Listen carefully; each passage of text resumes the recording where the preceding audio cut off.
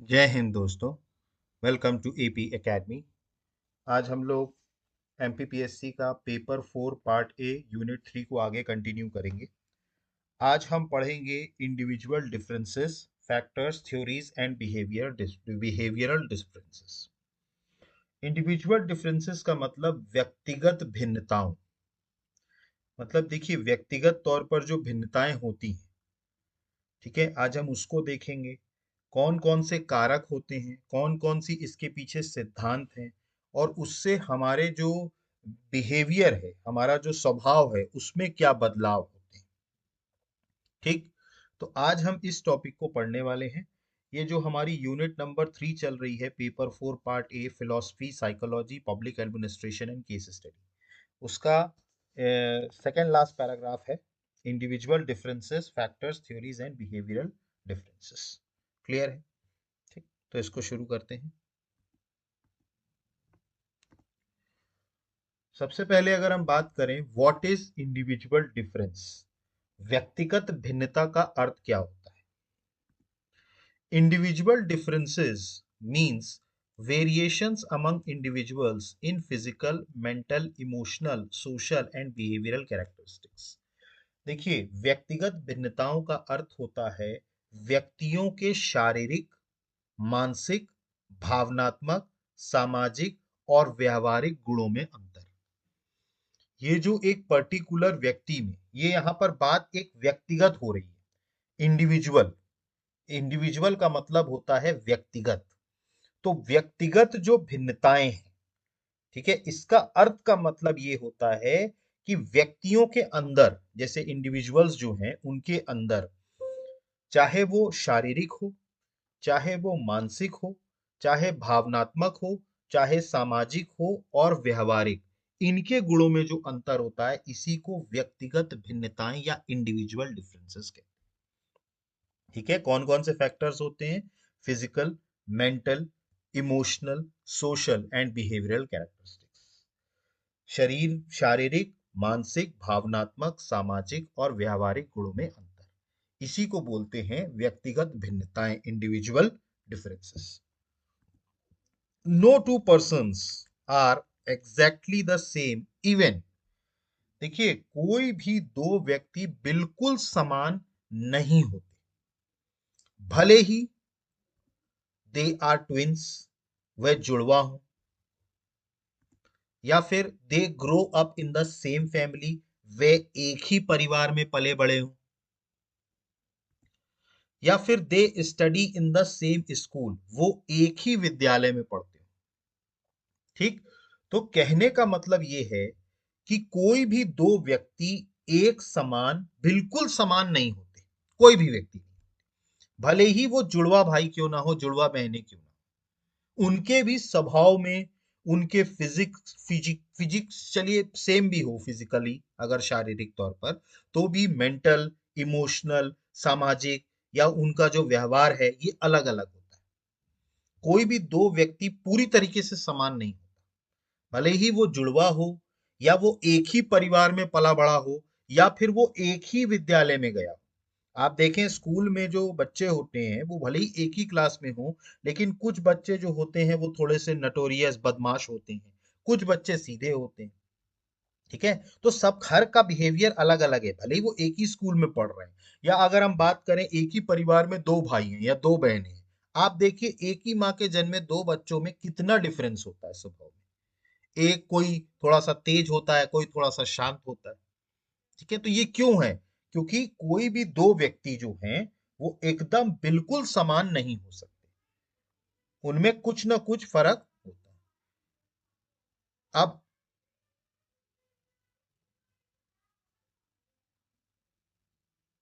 अब भले ही वो जुड़वा हों, वे एक ही परिवार में पले बड़े हुए हों, या फिर वो एक ही विद्यालय में पढ़ते हो।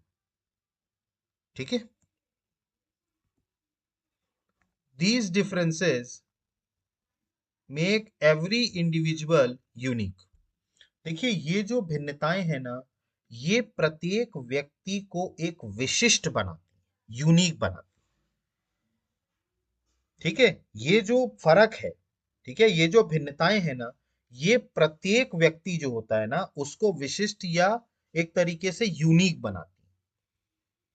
ठीक है, ये जो डिफरेंसेस होते हैं, individual differences refers to the difference in abilities, interest, attitudes, personality and behavior among individuals। देखिए, व्यक्तिगत भिन्नताएं व्यक्तियों की क्षमताओं, रुचियों, इंटरेस्ट, दृष्टिकोणों, एटीट्यूड्स, दृष्टिकोणों, व्यक्तित्व, पर्सनालिटी और व्यवहार में पाए जाने वाले अंतर को दर्शाती है। ठीक है, तो व्यक्तिगत भिन्नताएं जो हैं वो व्यक्तियों की जो क्षमताएं हैं या उनकी जो रुचियां हैं, दृष्टिकोण है, उनका व्यक्तित्व है और व्यवहार, इनमें पाए जाने वाले अंतर को जो दर्शाती है वही क्या है, व्यक्तिगत भिन्नता। समझ में आया आपको? तो व्यक्तिगत भिन्नता समझ में आई। व्यक्तिगत भिन्नताओं का अर्थ होता है व्यक्ति के शारीरिक, मानसिक, भावनात्मक, सामाजिक और व्यावहारिक गुणों में अंतर। ठीक है, there is a difference, variation in physical, mental, emotional, social and behavioural characteristics. कोई भी दो व्यक्ति एक समान नहीं हो सकते, चाहे वो जुड़वा हो, वे एक ही परिवार में पैदा हुए हों या फिर वो एक ही विद्यालय में पढ़े हों। हर व्यक्ति एक यूनिक है। ठीक है, क्लियर है? ठीक, नेक्स्ट बात करें, ये पॉइंट्स नोट कर लीजिएगा। What are the characteristics of individual differences? व्यक्तिगत भिन्नताओं की विशेषताएं क्या है? What are the characteristics of individual differences? सबसे पहला होता है universal, found in every human being. देखिए, सार्वभौमिक का मतलब है प्रत्येक मानव में ये पाई जाती है। देखिए, हर व्यक्ति का अपना एक व्यवहार है, अपनी एक सोच है, अपना एक मेंटली वो शारीरिक तौर पर एक अलग बनावट है उसकी। तो ये यूनिवर्सली सार्वभौमिक तरीके से हर एक मानव में पाई जाती है, फाउंड इन एवरी ह्यूमन। व्यक्तिगत भिन्नताएं, continuous, changes with time and experience. देखिए, निरंतर का मतलब होता है समय और अनुभव के साथ बदलती रहती है। ठीक है, देखिए कई बार क्या होता है, जो आपका निरंतरता होती है जिस समय के और अनुभव के साथ क्या होती है, बदलती रहती है। There is a continuous change with time and experience. तीसरी जो कहा जाए विशेषता होती है वो होती है measurable, intelligence, personality, aptitude can be measured. देखिए, सबसे पहली बात मापनीय, मापनीय मतलब मेजरेबल, ऐसी चीज जिसको मेजर किया जा सकता है, जैसे बुद्धि, इंटेलिजेंस। भाई आपने देखा हो कि जो व्यक्ति इंटेलिजेंट होता है उसके एग्जाम में मार्क्स अच्छे आते हैं, तो हम बात बोलते हैं ना कि ये व्यक्ति इंटेलिजेंट है, तो उसको हम किससे आंकते हैं, उसके मार्क्स से आंकते हैं, जो उसको परिणाम मिला उससे। पर्सनैलिटी, व्यक्तित्व कैसा है, उसको भी हम आंकते हैं, कोई अच्छा है, कोई बुरा है, कितना अच्छा है, कितना बुराई है, हम मेजर करते हैं। इसके अलावा अगर हम बात करें तो अभिरुचि, ठीक है, एप्टीट्यूड, इसको भी मापा जा सकता है। ठीक है, तो एक तरीके से व्यक्तिगत भिन्नताओं को भी क्या किया जा सकता है, मेजरेबल है। चौथा बात करें, influenced by many factors, hereditary, environment, culture. देखिए, अनेक कारकों से प्रभावित होता है, जैसे वंशानुक्रम, हेरिडेटरी होता है, पर्यावरण से या संस्कृति से, इससे इनसे क्या होता है, आपकी जो व्यक्तिगत भिन्नताएं हैं वो इन्फ्लुएंस होती हैं अनेक कारकों से। पांचवा होता है डायनेमिक, नॉट फिक्स्ड परमानेंटली। अच्छा, एक चीज याद रखिए, स्थायी रूप से निश्चित नहीं होती कोई चीज। मतलब ऐसा नहीं होता है कि आपकी जो व्यवहार है वो स्थायी रूप से मतलब एक तरीके से निश्चित है, निश्चित नहीं होता। कई बार आपको अपनी चीजों को बदलना पड़ता है। इसीलिए आप देखिए, जो व्यक्ति बदल नहीं पाता वो व्यक्ति बहुत जल्दी खत्म हो जाता है, क्योंकि वो अपने व्यवहार को, अपनी सोच को नहीं बदल पा रहा है। बहुत से लोग बदलते हैं। आपने देखा हो कि बचपन में हम लोग जिस तरीके के व्यवहार करते हैं, जवानी आते आते, एक्सपीरियंस आते आते उसमें चेंज आता है। कोई बच्चा जो बचपन में बहुत ज्यादा नटोरियस होता है, बहुत बदमाश होता है, वो बड़े होके सीधा हो जाता है। ये कैसे हो जाता है? ये चेंजेस के साथ। तो ऐसा नहीं है कि कोई चीज जो है वो फिक्स है, वो समय के साथ और अनुभव के साथ क्या होती है, बदलती है। ठीक है, ठीक है। जैसे कि एक पर्टिकुलर उदाहरण है यहाँ पे, अ शाई child may become confident after proper education and exposure. देखिए, अगर उचित शिक्षा और अगर अनुभव मिलने पर एक संकोची बच्चा जो होता है, शाय बच्चा जो होता है, वो भी आत्मविश्वासी बन सकता है। मतलब जो शुरुआत में एक शाय बच्चा था, मतलब एक संकोची बच्चा था, वो क्या हुआ, कॉन्फिडेंट हुआ जब उसको प्रॉपर एजुकेशन मिली और अनुभव मिला। मतलब कहने का मतलब ये है कि व्यक्तिगत भिन्नताओं का मतलब ये नहीं है कि अगर आपका स्वभाव जैसा है वो वैसा ही रहेगा। कई बार स्वभाव में बदलाव आता है, कुछ चीजें नहीं बदलती, लेकिन बहुत सारी चीजें लोगों की समय के साथ बदलती हैं। समझ में आया आपको? ठीक, तो ये जो था, ये क्या था, व्यक्तिगत भिन्नताओं की विशेषताएं। सबसे पहली बात तो ये प्रत्येक मानव में पाई जाती है, भिन्नताएं सब में है। इसके अलावा ये निरंतर है, समय और अनुभव के साथ बदलती है। इसको मेजर किया जा सकता है, कौन कितना अच्छा है, कौन कितना बुरा। ठीक, इसके बाद बहुत सारे कारकों से ये प्रभावित होती है, जैसे कि आपके वंश, आप किस वंश से हैं। कई बार वंशानुगत हेरिडेटरी जो होता है, उसमें आपके बहुत सारे ऐसे दादा परदादा, इनके जो मूल जो विचार होते हैं वो आपके उसमें भी आ जाते हैं, हेरिडेटरी। ठीक है, या आपका वातावरण या पर्यावरण कैसा है, आप कैसे लोगों के बीच रह रहे हैं, उस आधार पर भी हो जाता है, इफेक्ट होता है, या संस्कृति आपकी कैसी है। ठीक है, और इसके अलावा मैंने आपको बताया कि गतिशील है, स्थायी रूप से निश्चित नहीं होता। जैसे कि एक उचित शिक्षा और अनुभव मिलने पर एक संकोची बच्चा भी आत्मविश्वासी बन सकता है। क्लियर हुआ ये? ठीक, तो ये क्या थे, व्यक्तिगत भिन्नताओं की विशेषताएं। ठीक, ये पॉइंट्स नोट करते चलिएगा। अगला बात करें, what are the types of individual differences. व्यक्तिगत भिन्नताओं के प्रकार क्या क्या हैं। सबसे पहला प्रकार है फिजिकल डिफरेंस। फिजिकल डिफरेंस मतलब शारीरिक भिन्नताएं। There is a difference in height, weight, strength, appearance, health. Example, some people are tall, some are short. देखिए, शारीरिक भिन्नताएं, जैसे कुछ लोगों की ऊंचाई, भिन्नताएं अब किस में होती है, ऊंचाई में। देखिए, कुछ लोगों की हाइट ज्यादा होती है, कुछ लोगों की हाइट कम होती है। इसके अलावा बात करें वजन, वेट, इसमें भी कुछ लोगों का वजन ज्यादा होता है, कुछ लोगों का कम होता है। इसके बाद बात करें शक्ति, कुछ लोगों में शक्तियां ज्यादा होती हैं, कुछ लोगों में कम होती हैं। अपीयरेंस, अपीयरेंस मतलब बाहरी बनावट जो होता है। देखिए, बाहरी बनावट को अपीयरेंस कहते हैं। तो कई लोगों का अपीयरेंस अच्छा होता है, कई लोगों का उतना अच्छा नहीं होता। और होता है स्वास्थ्य, इनमें जो अंतर है, ठीक है, यही क्या कहलाता है, शारीरिक भिन्नताएं। जैसे कुछ लोग क्या होते हैं, लंबे होते हैं, कुछ छोटे होते हैं, कुछ होते हैं मोटे होते हैं, कुछ पतले होते हैं, कुछ में ताकत ज्यादा होती है, कुछ में कम होती है, कुछ में उनका जो मतलब देखने में सुंदर लगते हैं और कुछ नहीं लगते, कुछ हेल्दी लगते, हेल्थ, कुछों की हेल्थ अच्छी होती है, किसकी हेल्थ अच्छी नहीं होती। तो ये जो व्यक्तिगत भिन्नताएं शारीरिक रूप से हैं, ठीक है, इसी को कहा जाता है फिजिकल डिफरेंस। तो इंडिविजुअल डिफरेंस का सबसे पहला टाइप क्या है, फिजिकल डिफरेंस, शारीरिक भिन्नता। अगला बात करें, अगला है मानसिक भिन्नताएं, mental differences. Difference in intelligence, memory, thinking ability, problem solving skills. देखिए, आपने देखा हो, कई बार कोई कोई बच्चा बहुत जल्दी चीजों को कैच कर लेता है। एक ही क्लास में दो बच्चे हैं, एक बच्चे को एक ही बार में वो कैच कर लेता है, लेकिन एक बच्चे को उसको कैच करने में टाइम लगता है। ये क्या है, ये मानसिक भिन्नता है। किसी किसी की बुद्धि, किसी किसी का एक तरीके से कहा जाए स्मृति, मेमोरी। जैसे कुछ लोगों की आप देखें आदत होती है, वो एक बार किसी चीज को पढ़ लेते हैं तो वो बहुत जल्दी उनको याद हो जाता है, तुरंत याद हो जाता है, एक बार में याद हो जाता है। लेकिन बहुत से लोग ऐसे हैं जिनको एक बार में याद नहीं होता, उनको 3 से 4 बार पढ़ना पड़ता है। क्या कारण है ये कारण है मानसिक भिन्नताओं का। ठीक है, सोच की अगर हम बात करें, सोच की क्षमता, कुछ लोग बहुत जल्दी सोच लेते हैं और बहुत दूर तक का सोच लेते हैं, कुछ लोग उतना नहीं सोच पाते। तो थिंकिंग एबिलिटी भी एक बहुत बड़ा कारण है। और प्रॉब्लम सॉल्विंग स्किल्स, मतलब कि जो आपकी समस्याएं हैं उसका समाधान किस कौशल तरीके से किया जा रहा है, इन सब में अंतर होता है। बहुत सारे लोग प्रॉब्लम्स को जो होते हैं, प्रॉब्लम से परेशान हो जाते हैं, लेकिन बहुत सारे लोग उसको बहुत आसानी से उसको सॉल्व कर लेते हैं। मतलब समस्याओं का समाधान बड़े कौशल तरीके से निकाल लेते हैं।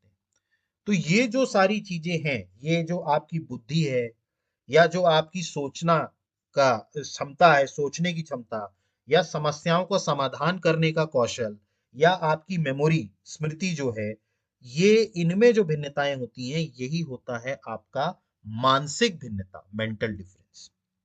जैसे one student solve maths problems quickly, another excels in language. देखिए, एक बच्चा जो है मैथ्स की प्रॉब्लम को बहुत तेजी से सॉल्व कर लेता है, गणित के छात्र गणित का बहुत तेजी से हल करता है, जबकि दूसरा भाषाओं में श्रेष्ठ होता है। कई बार देखिए, हर इसका एक अपना वो होता है, ठीक है। तो कई बच्चा जो होता है वो अच्छे से बहुत तेजी से सॉल्व कर लेता है, और कई बच्चे को टाइम लगता है। तो ये क्या है? ये मानसिक भिन्नता है। तो व्यक्तिगत भिन्नताओं का जो दूसरा भाग है वो क्या है? मानसिक भिन्नता। पहला क्या था? शारीरिक भिन्नता। और दूसरा क्या है? मानसिक भिन्नता। तीसरा है इमोशनल डिफरेंस। इमोशनल डिफरेंस का मतलब होता है भावनात्मक भिन्नता। अब देखिए, भावनात्मक भिन्नताएं भी हैं हमारे देश, हमारे यहाँ इंडिविजुअल्स में। Difference in emotional control, sensitivity, stability. देखिए, हमारे यहाँ भावनात्मक नियंत्रण, संवेदनशीलता और स्थिरता, इनमें भी अंतर है।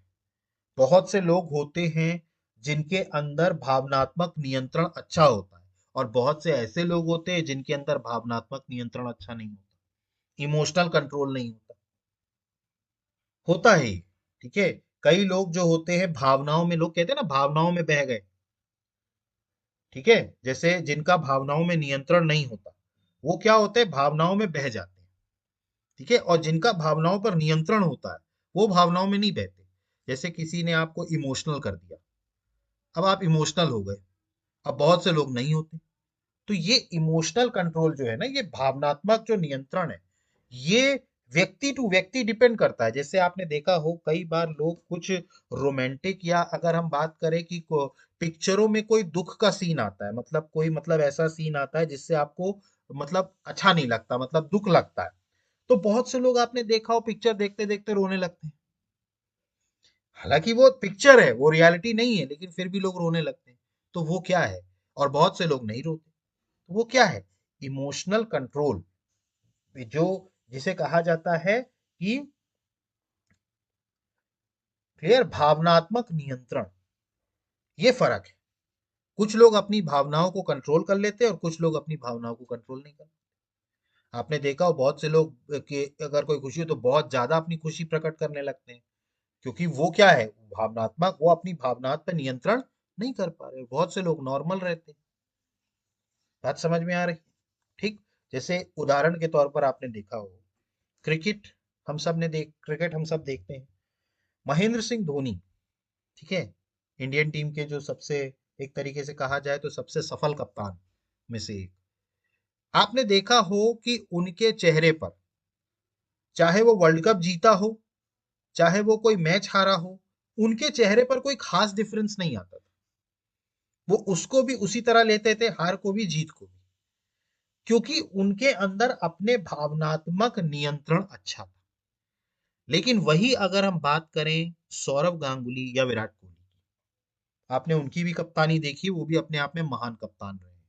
लेकिन क्या वो अपने इमोशंस को कंट्रोल कर पाते? नहीं कर पाते। वो बिल्कुल जोश में, बिल्कुल एकदम बहुत ज्यादा एनर्जेटिक हो जाते, जीत पर या हार पर बहुत ज्यादा वो हो जाते थे। क्या कारण है? ये भावनात्मक नियंत्रण का फर्क है। तो जो फर्क महेंद्र सिंह धोनी और विराट कोहली में आपको ग्राउंड में दिखता है, वही इमोशनल कंट्रोल है, वही भावनात्मक नियंत्रण है। अब बात करते हैं संवेदनशीलता की, सेंसिटिविटी की। देखिए, बहुत से ऐसे लोग होते हैं जो कि संवेदनशील होते हैं किसी पर्टिकुलर व्यक्ति की परेशानी को देख करके, और बहुत से लोगों को फर्क ही नहीं पड़ता। जैसे आपने देखा हो, सड़क पर अगर कोई गिर जाए तो बहुत सारे ऐसे लोग होते हैं जो उसको देखते तक नहीं है और गाड़ी लेकर के निकल जाते हैं, क्योंकि वो उतना ज्यादा संवेदनशीलता उनके अंदर नहीं है। लेकिन बहुत सारे लोग ऐसे होते हैं जो उतर के और मदद करना शुरू कर देते हैं उनकी, तो वो संवेदनशील होते हैं। तो सेंसिटिविटी भी एक डिफरेंस होता है दो लोगों में, अलग अलग। फिर इसके बाद स्थिरता, ये भी एक बहुत बड़ा अंतर है, ठीक है। जैसे कि स्थिरता की अगर हम बात करें, कि अगर कोई परेशानी भी है, तो बहुत सारे ऐसे व्यक्ति होते हैं जो बहुत ज्यादा परेशान हो जाते हैं, लेकिन कुछ ऐसे व्यक्ति भी होते हैं जो उस टाइम पर भी स्थिर रहते हैं, उनमें बहुत ज्यादा बदलाव नहीं आता, वो पैनिक क्रिएट नहीं करते, वो उसको भी क्या करते हैं, मेच्योरली और बड़े शांति से हैंडल करते हैं। तो स्टेबिलिटी भी एक अलग अलग भिन्नताएं होती, जैसे उदाहरण के तौर पर यहाँ पर लिखा है, वन पर्सन रिमेन्स काम अंडर स्ट्रेस, अनदर पैनिक्स। अब देखिए होता क्या है, एक व्यक्ति तनाव में शांत रहता है और एक व्यक्ति क्या होता है, घबरा जाता है। फर्क है ना, उसी सिचुएशन में एक व्यक्ति घबरा जाता है और एक व्यक्ति क्या रहता है, उस तनाव में शांत रहता है। ये फर्क है। तो ये क्या है, भावनात्मक भिन्नताएं। समझ में आया आपको? तो ये तीसरा टाइप था, भावनात्मक भिन्नताएं, इमोशनल डिफरेंसेस। अगला बात करें, अगला है सोशल डिफरेंसेस, सामाजिक भिन्नताएं। Difference in social skills, leadership, cooperation. ठीक, देखिए इसमें भिन्नताएं कहाँ आती हैं, सामाजिक कौशल, नेतृत्व और सहयोग में अंतर है। ठीक है, जैसे देखिए कुछ लोग क्या होते हैं, कोऑपरेटिव होते हैं, मतलब वो जैसे आप कोई काम कर रहे हैं तो बहुत सारे एम्प्लॉयज आपके होंगे जो आपको कोऑपरेट करेंगे, आपके साथ थोड़ा करने लगेंगे। और कुछ लोग होते हैं बिल्कुल नॉन कोऑपरेटिव होते हैं, वो बिल्कुल नहीं करेंगे। ठीक, जैसे कुछ लोगों के अंदर आप देखेंगे, जैसे यहाँ पर उदाहरण के तौर पर दिया है, कुछ लोग समूह में काम करना पसंद करते हैं और कुछ लोग अकेले पसंद करते हैं काम करना, उनको समूह में काम नहीं करना। तो ये क्या है, ये सामाजिक भिन्नताएं हैं। कुछ लोगों को दोस्ती करना पसंद है और कुछ लोगों को दोस्ती करना नहीं पसंद। बहुत सारे ऐसे लोग होते हैं जिनके दोस्त बहुत सारे होते हैं और बहुत सारे ऐसे लोग होते हैं जिनके एक दो दोस्त से ज्यादा होते नहीं। तो ये फर्क है। ये क्या फर्क है, ये सामाजिक भिन्नताओं का फर्क है। कुछ लोगों को क्या है, लोगों से मिलना, लोगों से बात करना पसंद है और कुछ लोगों को बात करना नहीं पसंद, उन्होंने अपने आप में रहना पसंद है। तो ये जो सामाजिक भिन्नताएं हैं ये होती है हर एक व्यक्ति में। अगला बात करें, पर्सनैलिटी डिफरेंस। ये एक बहुत इंपॉर्टेंट है, व्यक्तित्व भिन्नताएं, व्यक्तित्व भिन्नताएं।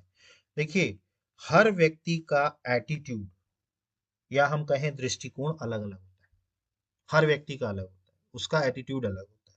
जैसे आप बात करें, कुछ लोग क्या होते हैं, बड़े मतलब अगर वो हैं भी, ठीक है, तो वो उसको बहुत ज्यादा दिखाते हैं, लोगों को जताते हैं कि मैं इतना बड़ा हूं। और बहुत सारे लोग होते हैं जो बहुत बड़े होते हैं लेकिन वो क्या होते हैं, दिखाते नहीं है किसी को कि हम बहुत बड़े हैं। तो ये एटीट्यूड में फर्क है। बात समझ में आ रही है? ठीक, तो ये पर्सनालिटी, व्यक्तित्व में फर्क है, दृष्टिकोण में फर्क हो या आदतों में। देखिए कुछ लोगों की आदतें जो होती हैं वो खराब होती हैं, कुछ लोगों की आदतें अच्छी होती हैं। ठीक है, तो ये पर्सनालिटी पे डिपेंड करता है। ठीक, बिहेवियर पैटर्न। ठीक है, बिहेवियर पैटर्न का मतलब होता है व्यवहार के पैटर्न में। कुछ लोगों का व्यवहार जो होता है वो बहुत खराब होता है, बहुत गंदे तरीके से बात करते हैं, कुछ लोग बड़े प्यार से बात करते हैं। तो ये क्या है, ये व्यक्तित्व भिन्नताएं हैं। चाहे उनके अंदर एटीट्यूड हो, दृष्टिकोण हो, आदतें हो, उनकी हैबिट हो या उनका व्यवहार के पैटर्न, बिहेवियर पैटर्न, इनमें जो फर्क होता है इसी को बोला जाता है व्यक्तित्व भिन्नताएं, personality difference. Example, some peoples are optimistic, others are pessimistic. देखिए कुछ लोग जो होते हैं वो आशावादी होते हैं और कुछ लोग निराशावादी होते हैं। बात समझ में आ रही है? तो ये पर्सनैलिटी का फर्क है। कुछ लोग क्या होते हैं, आशावादी होते हैं, वो पॉजिटिविटी की तरफ जाते हैं, और कुछ लोग क्या होते हैं, निराशावादी होते हैं, पेसिमिस्टिक होते हैं। क्लियर हो रहा है? ठीक, तो ये 5 प्रकार थे व्यक्तिगत भिन्नताओं के। सबसे पहला क्या है, सबसे पहला है आपका शारीरिक भिन्नताएं, दूसरा है मानसिक भिन्नताएं, तीसरा है भावनात्मक भिन्नताएं, चौथा है सामाजिक भिन्नताएं और पांचवा क्या है, व्यक्तित्व भिन्नताएं। Physical difference, mental difference, emotional difference, social difference और पर्सनालिटी डिफरेंस। समझ में आया आपको ये पांचों पॉइंट्स? ठीक, नोट करते चलिएगा ये सारे।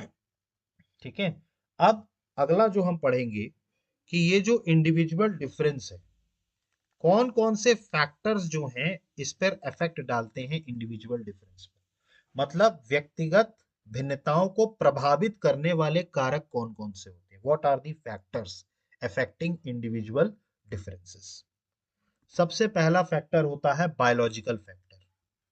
सबसे पहला फैक्टर क्या होता है, बायोलॉजिकल फैक्टर, जैविक कारक। जैविक कारक कैसा होता है, सबसे पहला इसमें होता है हेरिडिटी, जेनेटिक फैक्टर। देखिए वंशानुक्रम या आनुवांशिक कारक, ये एक बहुत महत्वपूर्ण कारक होता है। जैसे कि आपने देखा हो कि hereditary plays a major role in intelligence, temperament and physical traits. देखिए वंशानुक्रम बुद्धि जो है ना, वो आपके बुद्धि, स्वभाव, ठीक है, और शारीरिक गुणों में महत्वपूर्ण भूमिका निभाती है। जो शारीरिक गुण है उसमें भी महत्वपूर्ण भूमिका निभाती है। देखिए आप जैसे पर्टिकुलरली एक पर्टिकुलर परिवार में जब जन्म लेते हैं, जब आपने जन्म लिया, तो आपके पारिवारिक चीजें आपके अंदर बहुत सारी आती हैं, बहुत सारे गुण आते हैं, बहुत सारी क्वालिटीज आपकी पारिवारिक आती हैं। जैसे अगर आपने देखा हो कि डॉक्टर का बच्चा डॉक्टर ही बनता है ज्यादातर केसेस में, क्यों बनता है? हेरिडिटरी वजह से। ठीक, वो जो इम्पैक्ट होता है उसके फादर का, वो उसके ऊपर भी आता है। ठीक। या अगर हम बात करें कि जो मतलब एक तरीके से आपके पारिवारिक जो होता है ना, पारिवारिक का असर आपके ऊपर पड़ता है, चाहे वो बुद्धि पे हो, स्वभाव में हो, या शारीरिक गुणों में हो। तो हेरिडिटरी जो होती है वो एक इंपॉर्टेंट रोल प्ले करती है। Example, musical talent often runs in families. जैसे संगीत की प्रतिभा अक्सर परिवारों में पाई जाती है। आपने देखा हो संगीतकार जो होते हैं वो परिवारों में पाए जाते हैं। जैसे आप देखिए लता मंगेशकर जी थी, ठीक, और आशा भोसले जी, दोनों सगी बहनें थी, लेकिन आप देखिए दोनों संगीत में ही। ठीक, और भी आप देख लीजिए जितने भी म्यूजिकल फैमिलीज हैं, ठीक है, तो उनके अंदर म्यूजिक का टैलेंट है, तो वो क्या है? हेरिडिटरी। ठीक है, वो वंशानुक्रम है। ठीक है। इसके अलावा अगर हम बात करें, hereditary provides potential, not final outcome. देखिए वंशानुक्रम केवल संभावना प्रदान करता है, अंतिम परिणाम नहीं होता। देखिए वंशानुगत जरूरी नहीं है कि आप वंशानुगत हैं तो आपके अंदर वो फैक्टर्स आएंगे ही आएंगे। वो सिर्फ आपके अंदर एक संभावना प्रदान करता है, जरूरी नहीं है कि अंतिम परिणाम वही आ जाए। जैसे उदाहरण के तौर पर अगर आप देखिए तो अमिताभ बच्चन जी जो सदी के सबसे महान नायक रहे, उनके बेटे अभिषेक बच्चन जी उस लेवल को तो नहीं अचीव कर पाए।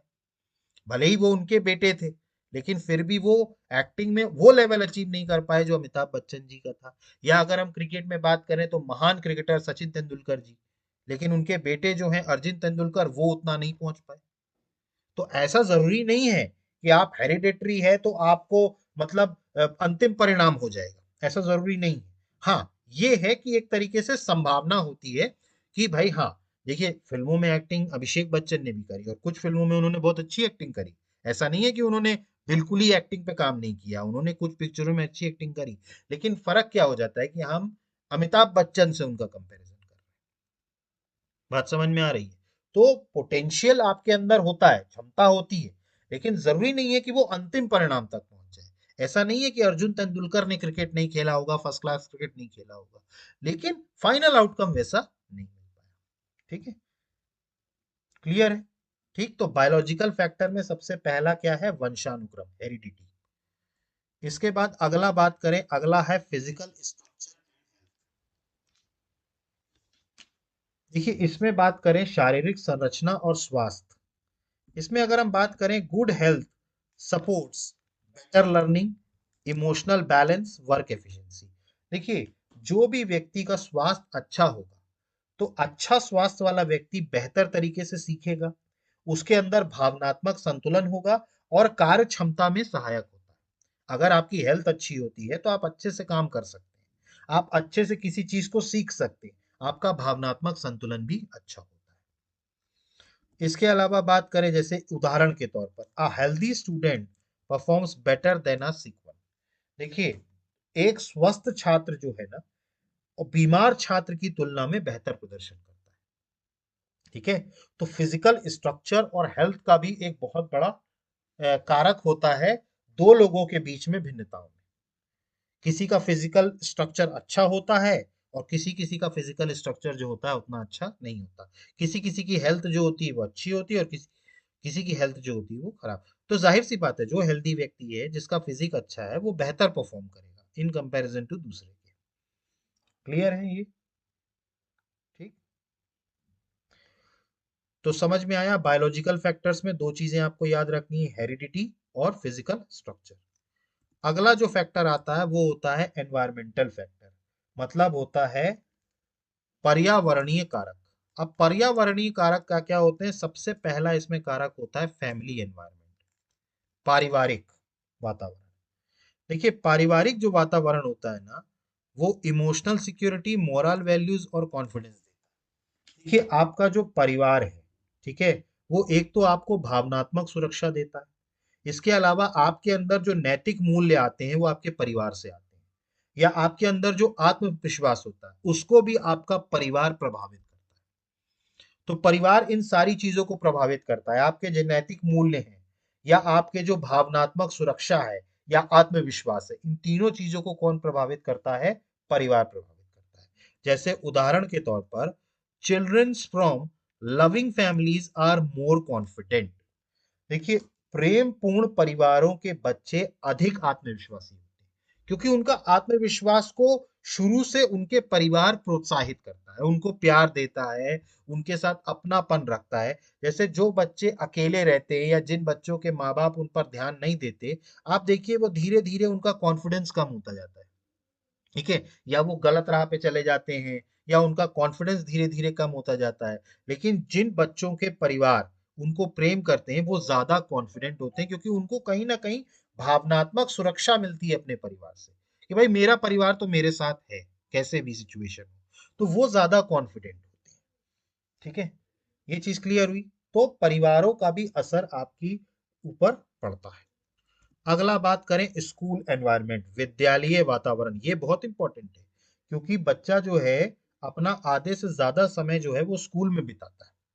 ठीक है, तो स्कूल से वो क्या क्या सीखता है? देखिए स्कूल आपको क्या बनाता है? अनुशासन।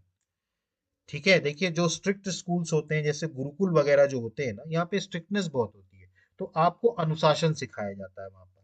फिर इसका सामाजिक व्यवहार आपका कैसा होता है, ये आपकी विद्यालय पे डिपेंड करता है। और आपकी लर्निंग स्टाइल, मतलब सीखने की शैली को प्रभावित करता है। तो विद्यालय किस किस चीज को प्रभावित करता है? एक तो आपके अनुशासन को, डिसिप्लिन को, इसके अलावा सामाजिक व्यवहार, सोशल बिहेवियर, और तीसरा है लर्निंग स्टाइल, सीखने की शैली को प्रभावित करता है। जैसे अगर हम बात करें, a democratic classrooms encourage creativity, मतलब कि एक लोकतांत्रिक कक्षा रचनात्मक को बढ़ावा देती है, रचनात्मकता को, ठीक है, क्रिएटिविटी को क्या करती है? बढ़ावा देती है। ठीक है, तो जो विद्यालय है ये आपके अनुशासन, सामाजिक व्यवहार और सीखने की शैली को क्या करता है? प्रभावित करता है, discipline, social behaviour and learning style. अगला बात करें सोशल एंड कल्चरल एनवायरनमेंट, सामाजिक और सांस्कृतिक वातावरण। Culture shapes behaviour, beliefs, communication style. देखिए आपका जो एक तरीके से कहा जाए संस्कृति है ना, ये आपके व्यवहार, आपके विश्वास और संचार शैली को आकार देती है। आपने देखा हो ना कि भाई जैसे कई बार आपने देखा हो कि कोई व्यक्ति जैसे बदतमीजी से बात करता है, तो सामने वाला व्यक्ति क्या कहता है? सबसे पहली चीज, अरे यार इसके माँ बाप ने इसको क्या संस्कार दिए, बोलता है ना। सीधे आपकी संस्कृति पर सवाल खड़ा होता है। तो आप किस तरीके से व्यवहार कर रहे हैं, ये कहीं ना कहीं आपकी संस्कृति पर भी डिपेंड करता है कि भाई आप किस संस्कृति से आए हैं। ठीक है, एक बच्चा होता है वो सबसे बड़े प्रेम से बात करता है, बड़े पोलाइटनेस से बात करता है, और एक बच्चा है जो बड़ा घमंड में और सबसे बड़ा रूड बात करता है। तो ये डिपेंड किस चीज पर कर रहा है? ये आपके पारिवारिक कल्चर, संस्कृति पर डिपेंड कर रहा है। तुरंत बोलते हैं ना लोग कि यार कौन से संस्कार दिए हैं यार इसको इसके माँ बाप ने, कि इतनी बदतमीजी से बात कर रहा है। बात समझ में आ रही है?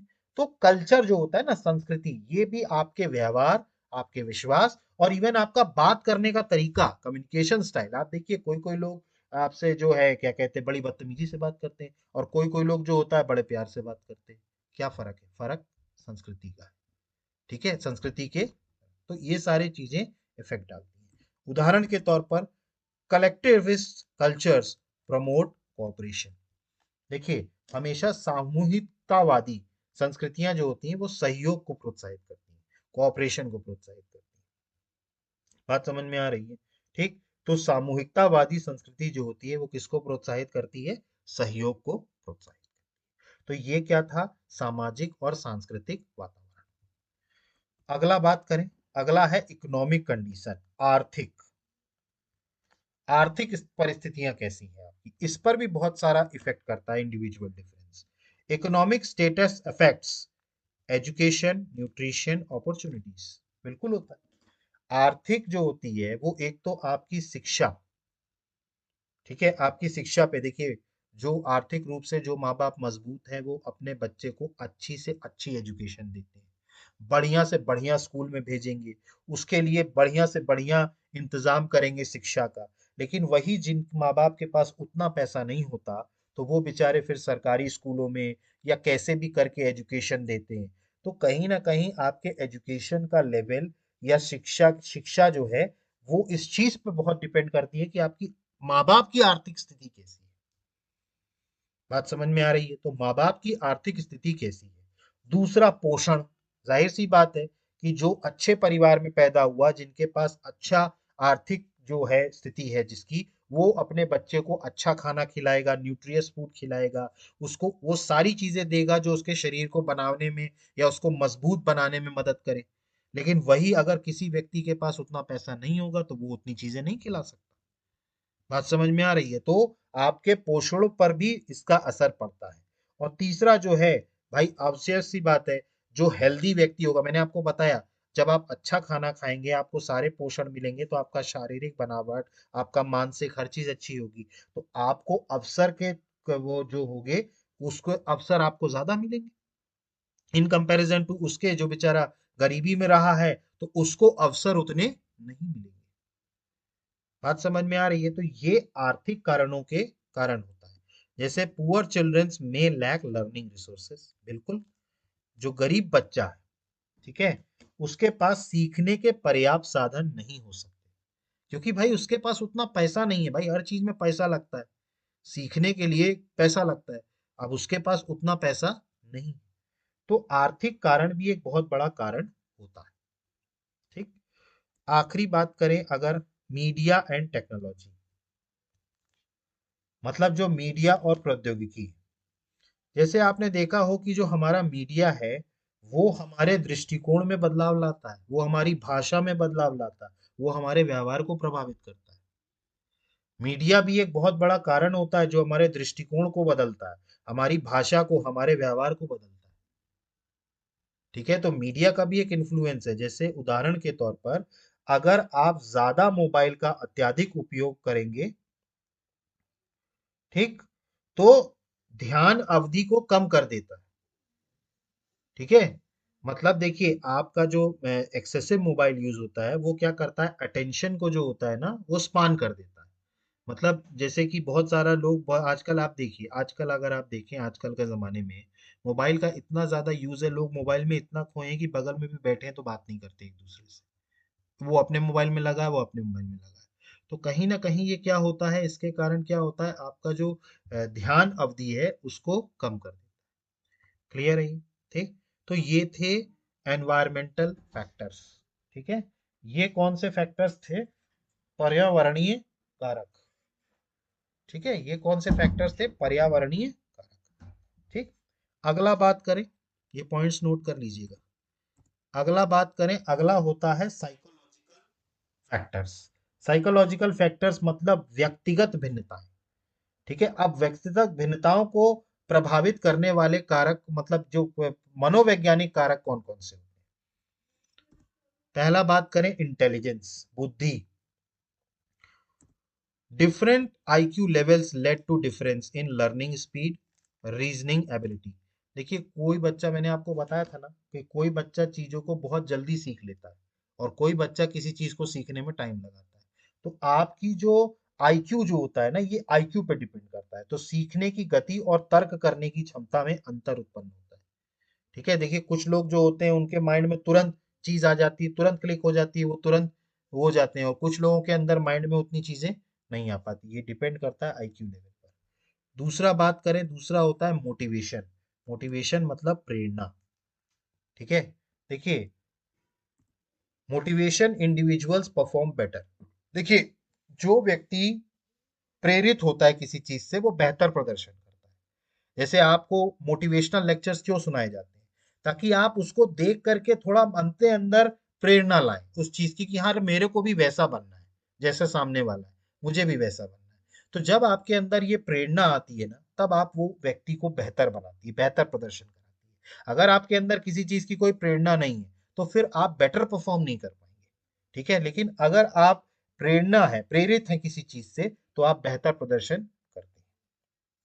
ठीक है, जैसे अ मोटिवेटेड एथलीट प्रैक्टिस रेगुलरली। देखिए, जो प्रेरित खिलाड़ी है, ठीक है, जैसे हमारे जितने भी खिलाड़ी हैं इंटरनेशनल लेवल पर, ये आप सोचिए कितना अभ्यास करते हैं, क्योंकि ये मोटिवेटेड है, ये प्रेरित है। ठीक है, देश के लिए खेलना है, देश के लिए अच्छा परफॉर्म करना है, तो ये मोटिवेटेड होने के कारण ही एक प्रेरित खिलाड़ी जो होता है वो नियमित अभ्यास करता है, ताकि और परफॉर्मेंस को बेटर कर सके। ठीक। तीसरा बात करें, तीसरा होता है इंटरेस्ट एंड एटीट्यूड, रुचियां और दृष्टिकोण। Interest, direct efforts. देखिए, आप जानते हैं अगर आपको किसी चीज में रुचि होती है ना, ठीक, तो वो आपके प्रयासों को और ज्यादा बेहतर बना देती है, क्योंकि आपकी रुचि उसमें है। जैसे अपन बचपन से एक बात कहते हैं ना माँ बाप को, कि माँ बाप को ये देखना चाहिए कि बच्चे की रुचि किस चीज में है। तो अगर बच्चे की रुचि किसी चीज में होगी तो वो बेटर परफॉर्म करेगा इन कंपैरिजन टू दूसरी चीजों के। तो ये भी एक बहुत बड़ा फैक्टर इम्पैक्ट डालता है कि आपका इंटरेस्ट क्या है। ठीक। जैसे interest in science leads to better performance in science subjects. ठीक। मतलब कि अगर आपकी रुचि विज्ञान में है, तो विज्ञान के विषयों में आप बेहतर प्रदर्शन करेंगे। जैसे वो बहुत से लोगों की रुचि जो होती है वो आर्ट्स में होती है, तो वो आर्ट्स में बेहतर परफॉर्म करते हैं। ये रुचि पे डिपेंड करता है कि आपका इंटरेस्ट क्या है। क्लियर हो रहा है? तो ये सारे साइकोलॉजिकल फैक्टर्स थे, इंटेलिजेंस, ठीक, मोटिवेशन और इंटरेस्ट। ये क्या थे? साइकोलॉजिकल फैक्टर्स थे। तो ये सारे जो हमने पढ़े, ये क्या पढ़े? Factors affecting individual differences. ठीक है, कौन कौन से कारक असर डालते हैं व्यक्तिगत भिन्नताओं में। ठीक, ये सारे पॉइंट्स नोट कर लीजिएगा। अगला बात करें, what are the theories explaining individual differences. व्यक्तिगत भिन्नताओं की व्याख्या करने वाले सिद्धांत। व्यक्तिगत भिन्नताओं की व्याख्या करने वाले सिद्धांत कौन कौन से हैं? सबसे पहला है ट्रेट थ्योरी। ट्रेट थ्योरी का मतलब होता है गुण के सिद्धांत। This theory says personality consist of traits. इसका मतलब यह सिद्धांत कहता है कि व्यक्तित्व विभिन्न गुणों से मिलकर बना होता है। मतलब एक व्यक्तित्व जो बनता है वो सिर्फ एक गुण से मिलकर नहीं बनता, उसके अंदर कई सारे गुण होते हैं जिससे मिला करके एक व्यक्तित्व बनता है। इंपॉर्टेंट ट्रेट थ्योरिटिस्ट, ठीक है, महत्वपूर्ण गुण सिद्धांत अल्पोर्ट, कैटल और आइजैक। ठीक है, तो अल्पोर्ट, कैटल और आइजैक ये महत्वपूर्ण गुण गुण सिद्धांतकार थे, गुण सिद्धांतकार। Example of traits, honesty, aggression, sociability, emotional stability. देखिए, अब गुणों के उदाहरण क्या क्या है? एक तो ईमानदारी, आक्रामकता, सामाजिकता और भावनात्मक स्थिरता। ये सब क्या है? ये सब गुणों के उदाहरण है। जैसे ईमानदारी है, आपके आक्रमण करता है, सामाजिकता है और भावनात्मक स्थिरता है। तो ये थ्योरी क्या बताती है? ट्रेड थ्योरी गुण सिद्धांत बताती है। ये सिद्धांत कहती है कि व्यक्तित्व जो बनता है वो किसी एक गुण से नहीं बनता, उनमें कई सारे गुण होते हैं जिससे मिला करके क्या बनाता है? एक व्यक्तित्व बनाता है। क्लियर हो रही है? ठीक।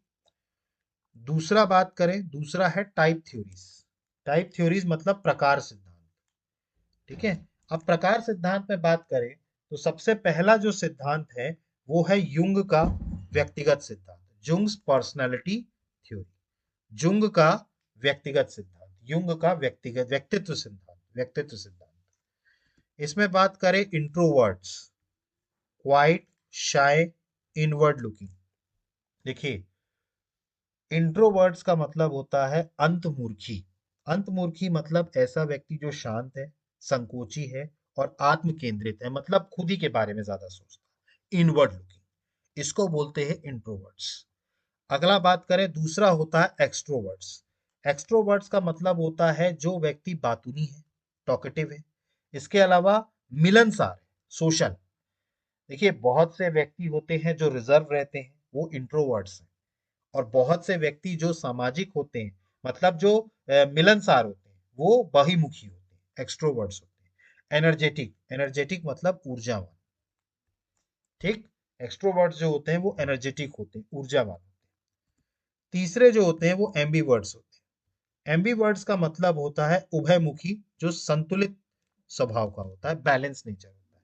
मतलब वो ना बहुत ज्यादा शांत, ना बहुत ज्यादा बातूनी, जहां जितना बोलना है उतना ही बोलेगा। सामाजिक है भी और थोड़ा बहुत शाई भी है, मतलब संकोची भी है और मिलनसार भी है, दोनों चीजें हैं उसके अंदर। ठीक है, बहुत ज्यादा मिलनसार भी नहीं और बहुत ज्यादा संकोची भी नहीं। क्लियर हो रहा है? तो ये क्या थे? ये यंग क्या व्यक्तित्व सिद्धांत था।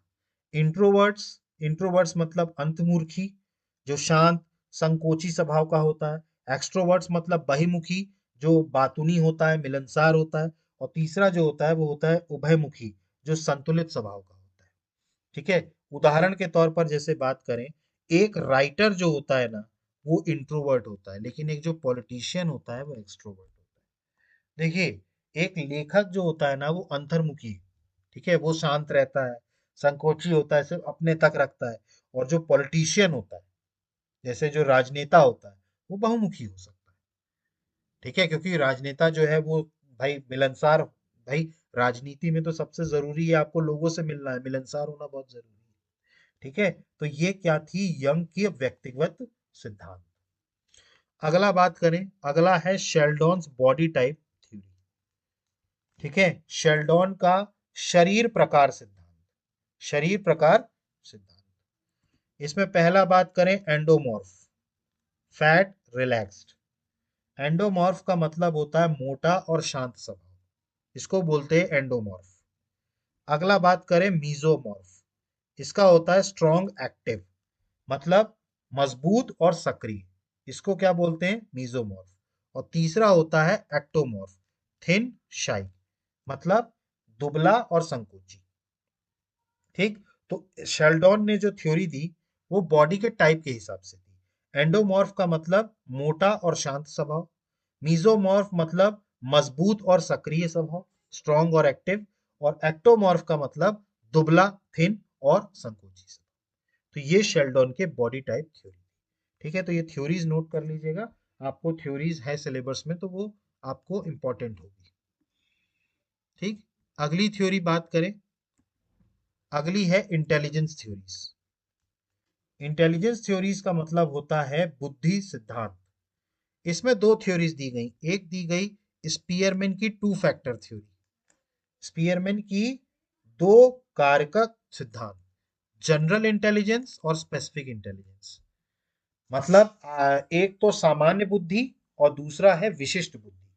जैसे जो अपने नॉर्मल स्टूडेंट्स होते हैं, जनरल इंटेलिजेंस होती है उनके अंदर, ठीक है। और कुछ कुछ लोग होते हैं जिनके अंदर स्पेसिफिक इंटेलिजेंस होती है। ठीक है।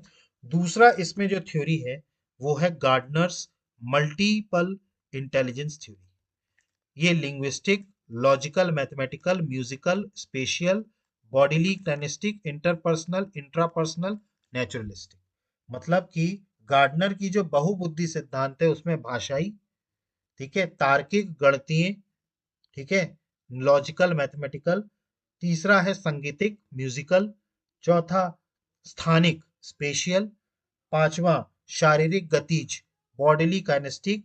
इंटरपर्सनल मतलब अंतर व्यक्तिगत, अंत व्यक्तिगत और प्राकृतिक बुद्धि, नेचुरलिस्टिक। इंट्रापर्सनल और इंटरपर्सनल, अंतर व्यक्तिगत और अंततः व्यक्तिगत। ठीक है। और प्राकृतिक बुद्धि, ये गार्डनर्स के। तो ये दो थ्योरीज थी, स्पीयरमैन टू फैक्टर थ्योरी और गार्डनर्स मल्टीपल इंटेलिजेंस थ्योरी। अगला बात करें, अगला है लर्निंग थ्योरी। लर्निंग थ्योरी क्या है? अधिगम सिद्धांत। Behaviour difference occurs due to conditioning, reinforcement, experience. आपके व्यवहार में अंतर अनुबंध, पूर्ण वर्णन और अनुभव के कारण उत्पन्न होते हैं। ठीक है, ये सिद्धांत। अगला बात करें, अगला है psycho analytical theory. Personality structure ID instinct, ego reality, super ego morality, early childhood experience shape behaviour. देखिए, मनोविश्लेषणात्मक सिद्धांत क्या होता है? व्यक्तित्व की संरचना ईडी प्रवृत्ति, जो ईडी होता है इंस्टिंक्ट, ईगो वास्तविकता, ठीक है। इसके अलावा सुपरीगो नैतिकता, सुपरीगो मतलब होता है नैतिकता, मोरालिटी। जैसे प्रारंभिक बाल अवस्था के अनुभव व्यवहार को आकार देते हैं। प्रारंभिक बाल अवस्था के जो अनुभव है ना, वो व्यवहार को आकार देते हैं। क्लियर? तो साइको एनालिटिकल थ्योरी है। ठीक, तो ये आपको थ्योरी समझ में आई। थ्योरीज आप एक बार अच्छे से पढ़ लीजिएगा, इसको नोट कर लीजिएगा। अगला बात करें, अगला जो पॉइंट है, what are the behavioural difference due to individual difference. देखिए, व्यक्तिगत भिन्नताओं के कारण व्यवहार में क्या अंतर आ जाता है? व्यक्तिगत जो भिन्नताएं हैं, व्यक्तित्व भिन्नताएं, उसमें व्यवहार में क्या अंतर आता है? तो सबसे पहला होता है लर्निंग बिहेवियर, अधिगम का व्यवहार। ठीक है, लर्निंग बिहेवियर में क्या क्या आता है? एक तो फास्ट लर्नर, दूसरा एवरेज लर्नर, और तीसरा स्लो लर्नर। देखिए, लर्निंग बिहेवियर की अगर हम बात करें ना, अधिगम सीखने का व्यवहार जो होता है, उसमें तीन तरीके आ जाते हैं: तेजी से सीखने वाला, औसत रूप से सीखने वाला, और धीरे सीखने वाला।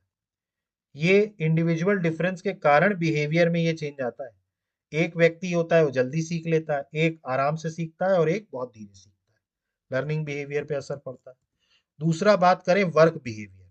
वर्क बिहेवियर में क्रिएटिव, रूटीन ओरिएंटेड, और रिस्क टेकिंग। देखिए, रिस्क टेकिंग, देखिए वर्क का बिहेवियर भी इंडिविजुअल डिफरेंस पे होता है। अब जैसे बहुत सारे लोग होते हैं वो रचनात्मक होते हैं, क्रिएटिव होते हैं, अलग अलग नया नया काम करने की कोशिश करते हैं। कुछ लोग होते हैं जो नियमित कार्यों को ही करते हैं, जो रूटीन वर्क है वही करेंगे। ठीक है, और तीसरे जो होते हैं वो जोखिम उठाने वाले भी होते हैं। देखिए, कहते हैं ना लोग, जिनके अंदर जिगर होता है वो जोखिम उठाता है। जिगर हर किसी में नहीं होता। ठीक है, तो ये इंडिविजुअल डिफरेंस है, तो वर्क बिहेवियर में भी इसका असर पड़ता है। तीसरा बात करें इमोशनल बिहेवियर, स्टेबल, ऑनॉक्शियस, एग्रेसिव। ठीक, अब देखिए, इमोशनल बिहेवियर पर भी डिपेंड करता है। बहुत सारे लोग स्थिर होते हैं, कई लोग चिंतित होते हैं, अनॉक्शियस होते हैं, और कई लोग आक्रामक होते हैं। ये इंडिविजुअल डिफरेंस पे डिपेंड करता है। तो वो उनके भावनात्मक, एक तरीके से कहा जाए, व्यवहार पे भी वो चीज नजर आती है। जैसे अंदर से जो व्यक्ति शांत है ना, वो बाहर से भी इमोशनली भी स्थिर होगा। ठीक है, और अंदर से जो व्यक्ति एग्रेसिव है तो वो बाहर से भी आक्रामक होगा। चौथा बात करें मोरल बिहेवियर, नैतिक व्यवहार कैसा होता है? देखिए, बहुत से लोग ईमानदार होते हैं, ऑनेस्ट होते हैं, और बहुत से लोग क्या होते हैं, जिम्मेदार होते हैं, रिस्पॉन्सिबल होते हैं, और बहुत से लोग जो होते हैं वो अनुशासित होते हैं। ठीक है, तो वो डिपेंड करता है कि आपका व्यवहार कैसा है। ठीक है, तो ईमानदारी हो, जिम्मेदार हो, या अनुशासित हो। ठीक है, तो ये बिहेवियरल डिफरेंस है ड्यू टू इंडिविजुअल डिफरेंसेस। ठीक, अब ये जो हमने व्यक्तिगत भिन्नताएं पढ़ी हैं, इसके अध्ययन का महत्व क्या है? क्यों महत्वपूर्ण है हमें व्यक्तिगत भिन्नताओं को पढ़ने के लिए? सबसे पहला तो एजुकेशन में अगर हम बात करें तो इंडिविजुअलाइज टीचिंग। भाई देखिए, आपको अगर ये पता है कि कौन सा व्यक्ति कैसा है, तो आप उसके हिसाब से पढ़ा सकते हैं। क्योंकि देखिए, एक क्लास में बहुत सारे बच्चे हैं, हर किसी का अपना व्यक्तित्व है, कोई जल्दी सीख लेगा, कोई देर से सीखेगा। तो आपको उस हिसाब से एडजस्ट करना पड़ेगा अपना पढ़ाने का तरीका। अगर आप तेज बच्चे के हिसाब से पढ़ाएंगे तो जो कमजोर बच्चा है वो समझ ही नहीं पाएगा, या अगर आप बहुत ज्यादा धीमे पढ़ाएंगे तो जो तेज बच्चा है उस पर इफेक्ट पड़ेगा। तो टीचिंग के भी रूप में क्या होता है, लर्निंग और टीचिंग, इसका भी बहुत बड़ा रोल होता है। Inclusive education. ठीक है, तो इस तरीके से डिपेंड करता है। फिर इसके अलावा आप व्यक्तित्व की क्षमताओं, रुचियों और व्यवहार को समझने में सहायता करता है।